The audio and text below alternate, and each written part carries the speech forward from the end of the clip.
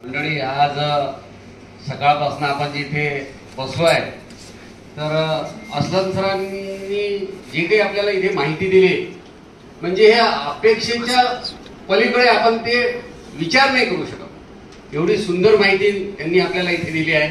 आणि जे अध्यात्माविषयी, कौटुंबिक, सामाजिक आपण कसं असायला पाहिजे या सगळ्या गोष्टींची आता मी म्हणजे ही जी माहिती त्यांनी दिली ही खूप काही ट्रेनर ही माहिती आपल्याला देणार नाही.